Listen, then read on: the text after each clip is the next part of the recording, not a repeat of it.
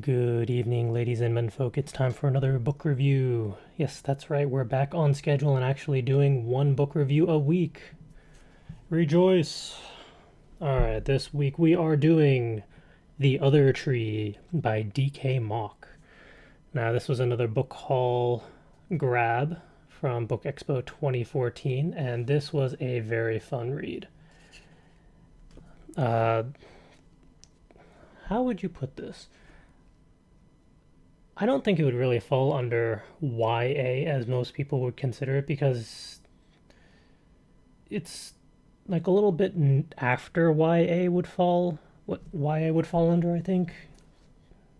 Or at least what most people I know of, what they would consider YA. So if that's not confusing enough, let's just do the back cover and then we'll give you a little preview of the first page in a bit so you can get an idea of the writing style, because this is a really good book and I really want to delve into it, so let's get rolling. It's been 4 years since Chris Arlen graduated with a degree that most people think she made up, and she's still no closer to scraping up funding for her research into rare plants. Instead, she's stacking shelves at the campus library until a suspiciously well-dressed man offers her a lucrative position on a scientific expedition. For Chris, the problem isn't the fact that they're searching for the biblical tree of life. Nor is it the fact that most of the individuals on the expedition seem to be fashionably lethal mercenaries. The problem is that the mission is being backed by Sinocorp, the corporation responsible for a similar, failed expedition on which her mother died 11 years ago. However, when Chris's father is unexpectedly diagnosed with inoperable cancer, Chris sees only one solution. Vowing to find the Tree of Life before Sinocorp's mercenaries, Chris recruits Luke, an antisocial campus priest undergoing a crisis of faith. Together, they embark on a desperate race to find Eden. As the hunt intensifies, Chris discovers growing evidence of her mother's strange behavior before her death, and she begins to realize that Sinocorp isn't the only one with secrets they want to stay buried. That is definitely a very high-level rundown of what goes on in this book. There's a lot going on in here. You have the main faction of Chris and Luke, who are not as dynamic a duo as, say, Indiana Jones and Short Round or something like that. They are not that well. They're not that good. They're a step or two below that because they haven't really been working as not treasure hunters per se, but ones who can go around the world, find these random clues, decipher things, figure out where Eden is, of all things. Like, it's not that easy to find. It's actually very complicated. Although there are multiple tests to get there, akin to Indiana Jones. Only this, I feel like, would be very interesting to see done as a movie to figure out how they would do the special effects for those tests, because I mean, like Indiana Jones's search for oh god, how can I blank on that? The chalice, the Holy Grail, Dara. The tests he go through, these are a little more complicated and just as deadly. Actually, some of them are a little more deadly than that, so yeah, definitely well worth the read. And you got Sinocorp, who has all of the money, all the resources, all the tech, all the mercenaries to find this place. And you got these two people. And there's another faction in there as well, similar to Indiana Jones and the search for the Holy Grail. There's this secret faction who's trying to keep things hidden, only these people are pretty proactive about doing that in a very awkward way. Well, awkward in that they use certain plants and animals that they really shouldn't be using for that. It's really not what they should be doing. But yeah, it's a three-way race to find the Garden of Eden and the Tree of Life. And the only spoiler I'll give is that I'm curious what would have happened had they found the Tree of Wisdom. Because, I mean, that's the one that got everyone in trouble in the first place, yeah, but I was kind of expecting for them to find both trees rather than what they ended up finding. But hey, it is what it is. Before I get completely off track, let's do the first page and a bit, kind of like just the first little scene, because it really is kind of interesting, and it gives you an idea of the writing style so you know what you're getting yourself into. Alright. The problem with immortality isn't the boredom, or the loneliness, or the having to pretend to be your own descendant every few decades. The problem with immortality is essentially one of supply and demand. Despite the fact that there doesn't seem to be an actual supply, there is, and always has been, an insatiable demand. It's an ancient, almost irresistible drive. I want to live. And although the drive rarely goes away, the individual almost invariably does. So, scientists struggle to stop telomeres from shortening. They create pluripotent stem cells, and they dabble in the idea that traveling faster than the speed of light may actually reverse time, if you wanted to sit in a tiny speeding capsule for eternity. Nearly every culture has its immortality myths. The immortal gods of Greek legend, who then became the immortal gods of Roman legend, in one of the earliest examples of rebranding. But the stories that draw people in, the ones that plant a seed of hope and festering discontent, are the stories of those who became immortal. The vampires of Europe, the alchemists brewing the elixir of life, the explorer seeking the fountain of youth.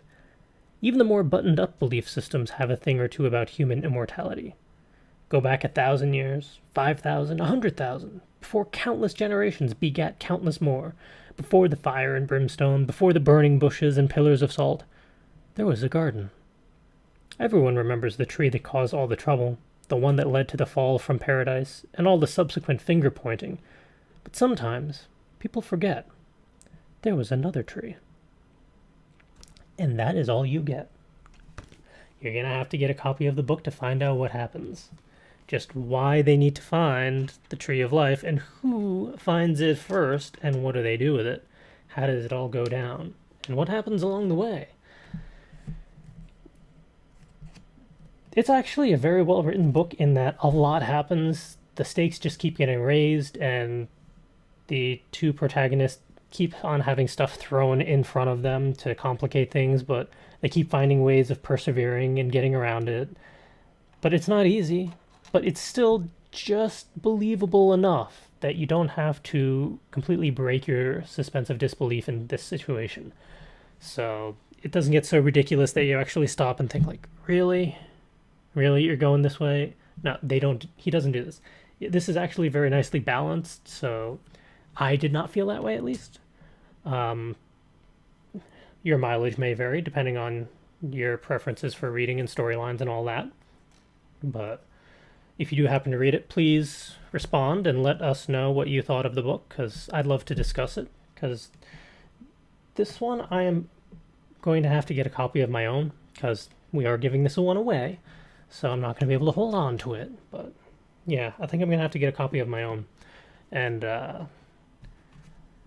flipping over to Amazon, this book runs for $7.95 retail, but as with most things nowadays, you can find it for a little less depending on how well your search abilities are and what your local options are for bookstores or libraries and whatnot.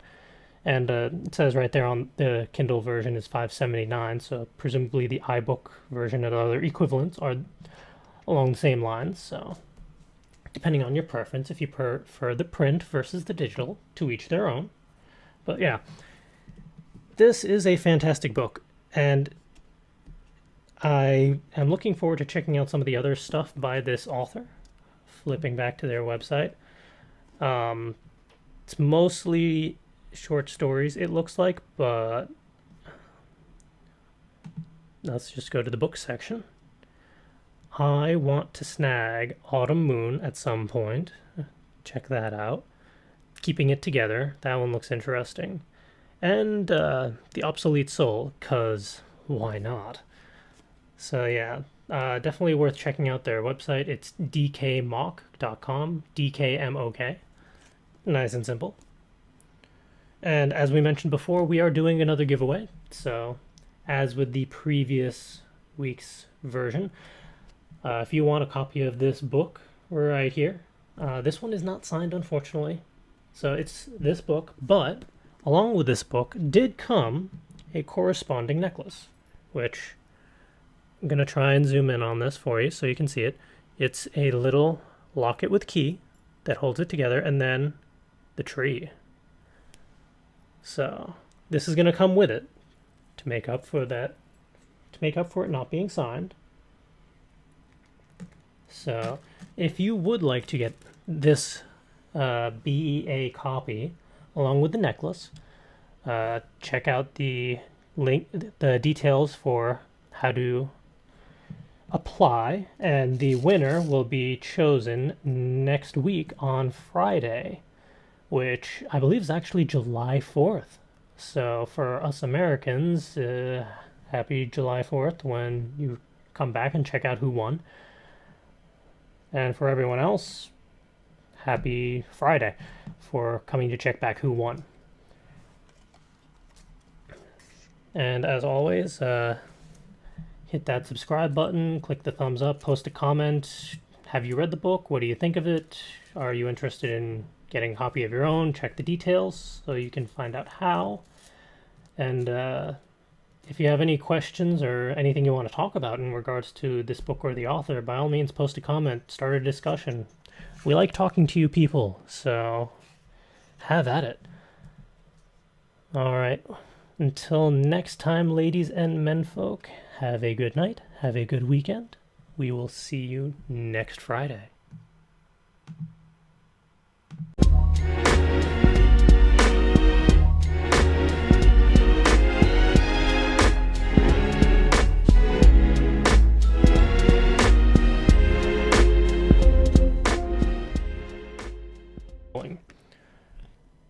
It's been 4 years since Chris Arlen graduated with a degree that most people think she made up, and she's still no closer to scraping up funding for her research into rare plants.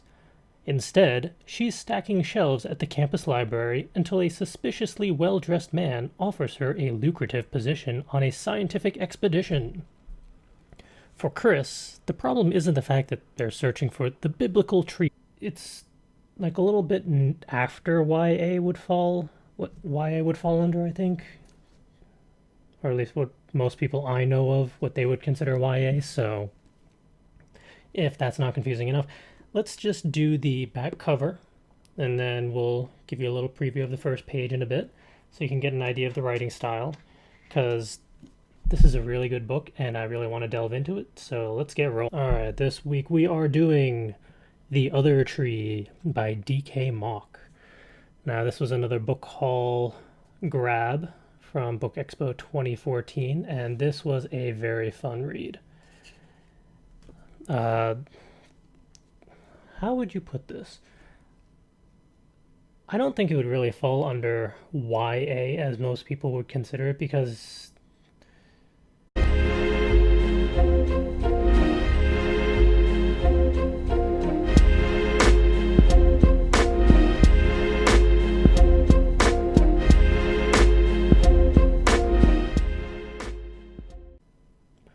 good evening, ladies and menfolk. It's time for another book review. Yes, that's right. We're back on schedule and actually doing one book review a week. Rejoice! You have life. Nor is it the fact that most of the individuals on the expedition seem to be fashionably lethal mercenaries. The problem is that the mission is being backed by Sinocorp, the corporation responsible for a similar failed expedition on which her mother died 11 years ago.